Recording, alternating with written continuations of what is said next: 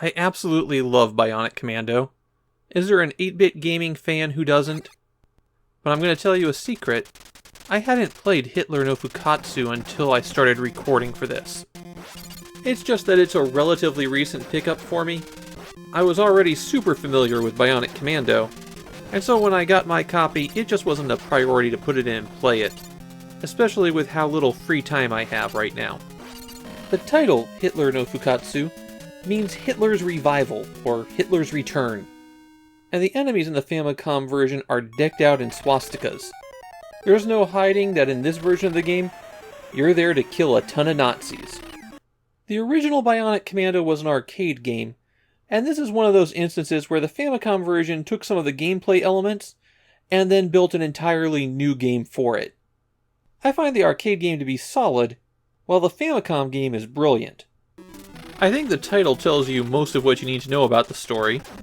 The Nazi Weissman is attempting to bring Hitler back from the dead, and the Commando Super Joe is sent in to stop it. He gets captured, so the US goes to their backup plan. Brad Spencer, a man married to his robot arm. Hitler no Fukkatsu is a platforming game, technically. The key difference here is you can't jump. Instead, you have to press the A button to shoot out your bionic arm, which grapples onto surfaces and will pull you in. By default, it shoots at a 45-degree angle, and after it latches onto a surface, you can tap in that direction to start swinging. Pressing the A button again retracts the arm, and if it's attached to a thin platform, you can pull yourself up to it. Or while you're swinging, you could tap down to release the arm, which sends you flying. One of the joys of Bionic Commando is that when you get good with the arm, you can start pulling off some really fancy maneuvers. It's a tough skill to master, but once you're good at it and you know the levels, you can really fly through them. Besides swinging around, the arm also can deflect bullets, stun human enemies, and destroy some weaker things. You can also use it to tear down walls.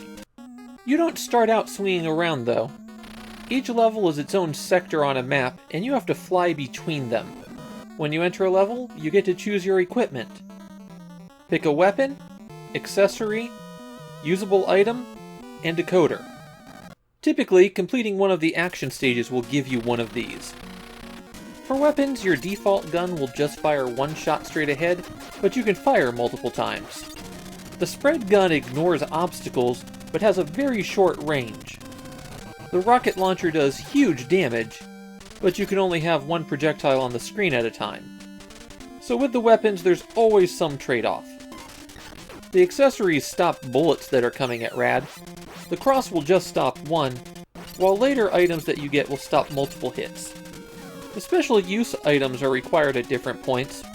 The flares will light up dark areas, and the potion will recover all of your health. For these, you might have to hit start to use them. Finally, the communicators will let you use the rooms you find in levels to talk to people. On some levels, you have to use these rooms to unlock further progress. But sometimes, if you listen to the wrong conversation, you'll be detected, and then enemies will ambush you in the room. When you defeat an enemy, they'll drop a bullet.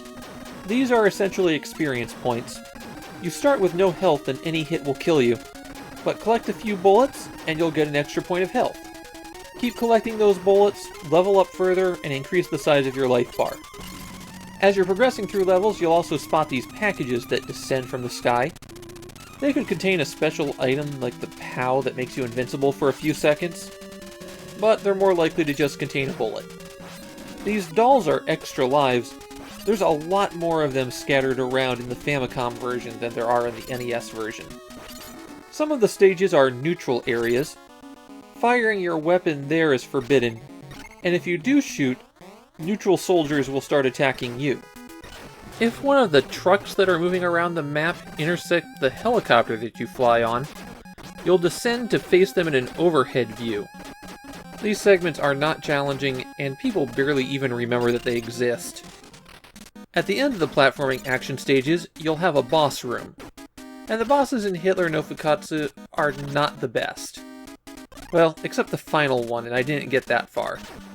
As a quick aside here, I am severely disappointed that I didn't get to shoot Hitler in the face for this video. The real goal of the boss room is to destroy the reactor at the back, but there will always be some other enemy in your way, like a general who will summon a bunch of troops, or this guy who shoots out his own bionic extension. That extension can't hurt you, but it can be pretty annoying. There's also this flying machine, which can't hit you if you stand here. The big issue is that for a game that's so movement-based, the bosses don't really take advantage of that. You have 3 lives and 3 continues to complete Hitler no Fukkatsu, and since you can die by accidentally throwing yourself off the bottom of the stage, it's possible to burn through those lives pretty quickly. The key is just to keep practicing your movement. While Hitler no Fukkatsu was never a really big series, there were several sequels built on this game. However, going forward, they all took the US title Bionic Commando, and they dropped the references to Hitler. Even in Japan, in the later games, you killed Master D. Unsurprisingly, Hitler no Fukkatsu is recognized as one of the all-time greats for the Famicom, and the game is actually a little bit pricey on the system. Boxed copies in particular are notable for being kind of rare. Speaking as somebody who loves Bionic Commando, I think I like Hitler no Fukkatsu better.